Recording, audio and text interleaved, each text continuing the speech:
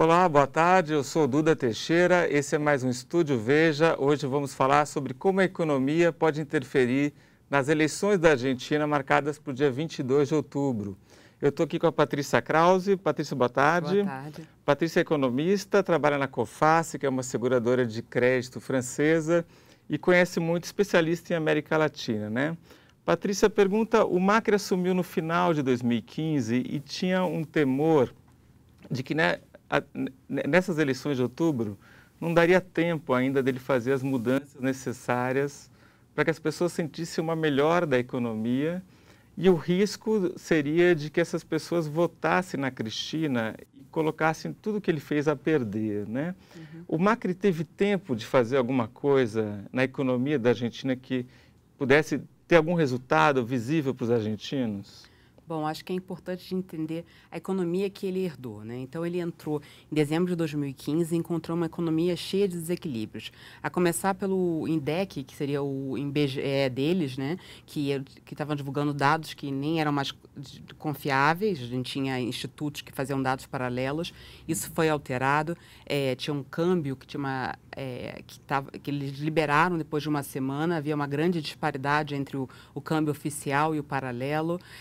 Eles tiraram subsídios sobre tarifas públicas, né, que havia um subsídio muito forte, estava comprometendo o resultado do governo, sobre gás, energia, tarifas de transporte. Resolveu a questão dos fundos abutres, que estava postergando, que vinha desde 2001, né, com o default, e depois com isso conseguiu retomar ao mercado externo depois de 15 anos. Então, foram grandes medidas em pouco tempo, a gente tem aí menos de 2 anos de governo, porém, teve um efeito colateral inicialmente. Isso já era esperado, como você disse, a gente sabia que haveria esse período de ajuste e o principal impacto foi sobre a população no primeiro ano, 2016. Né? Ano passado não foi um ano muito bom para ele, né? Não, a economia caiu 2,2%, houve uma recessão de 2,2%, a inflação chegou a 41% por conta do câmbio, né, da depreciação e principalmente pela questão dos subsídios que foram removidos, mas era um ajuste que era necessário. Mas é claro que isso acabou impactando no primeiro momento sobre a renda da população e houve um pico de desemprego de 9,3% no segundo trimestre do ano passado. Agora, mas principalmente a partir do segundo trimestre desse ano, você começa a ver dados mais fortes da economia. A economia, por exemplo, cresceu 2,7% no segundo trimestre em relação ao segundo trimestre de 2016. Né? Os dados preliminares para o terceiro trimestre, como a proxy do PIB de julho, mostram um crescimento de 4,9%. Então, há perspectivas de fato de que a economia cresça ainda a um ritmo ainda superior. Agora, em relação ao emprego, tem uma mudança substancial ou é uma coisa pequena?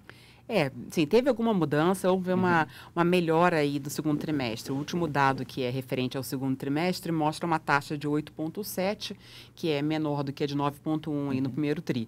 Mas ainda é considerada alta, até porque há uma grande parte da população trabalhando no mercado informal. Então, isso acaba escondendo essa parcela da população.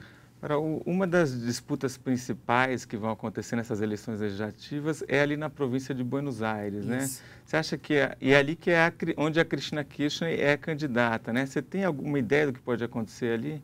Bom, é considerada a principal eleição, não só por ter ali a ex-presidente, como também pelo fato de ter 40% do eleitorado do país. Então, é um ótimo termômetro para saber o que pode acontecer em 2019 nas eleições presidenciais. Né?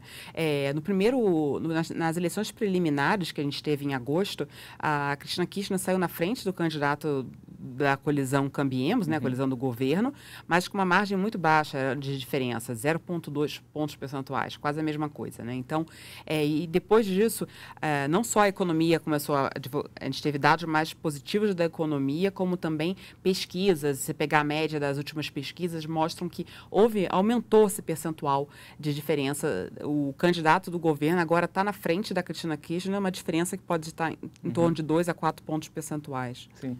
Agora, as previsões do Instituto de Pesquisa mostram que o Cambiemos, que é a colisão do Macri, né, do governo, deve aumentar o número de cadeiras, mas eles não vão chegar a ter maioria nas câmaras, né?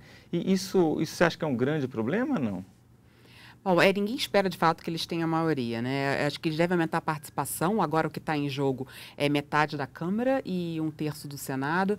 A perspectiva é que eles consigam aumentar a participação aí na Câmara, chegando em torno de 40%, pelo que mostrou as preliminares, e em torno de 30% no Senado. Isso dá uma força maior, mas o mais importante é que uma derrota da Cristina Kirchner, uma percentual maior do que esperado, reduz não só as chances dela para o governo, como também o poder da oposição dentro do Congresso. Pode ser que também eles tenham uma oposição no Congresso, quer dizer, eles têm da Cristina Kirchner, que é muito fragmentada, né? Então, é uma ala kirchnerista que com medidas mais heterodoxas, enquanto tem um lado mais ortodoxo, então pode ter uma fragmentação entre essa parte, abrindo espaço para o Macri seguir adiante com medidas na agenda reformista. Eu acho que tudo leva a crer que ele consiga seguir com a agenda dele. Sim. Patrícia, me chamou a atenção que o Merval, que é o índice da Bolsa de Valores, né, de Buenos Aires, teve um aumento grande e no Brasil a Bolsa também está muito bem, né? Tem uma relação entre essas duas coisas? Não? Bom, o Merval é como se fosse o Bovespa deles, né? E de fato, o que a gente pode dizer é que talvez isso possa refletir um apetite maior por riscos de países emergentes, né? A gente vê que os países desenvolvidos, e notadamente, principalmente o caso dos Estados Unidos, com um aumento de juros muito gradual, então com taxas de juros ou negativas ou próximas do zero, enquanto a gente tem nesses países taxas de juros em torno de 3 pontos, taxas reais em torno de 3 pontos percentuais, né? 3%. Então... Quer dizer, tanto o Brasil quanto a Argentina são mais atrativas porque tem essas taxas maiores, isso, ainda que o risco seja maior. Seja maior, Agora, o grande ponto agora é ele conseguir fazer essa transição no capital. A gente vê esse aumento do interesse pela Bolsa Argentina, mas é um capital de curto prazo, você pode retirá-lo facilmente.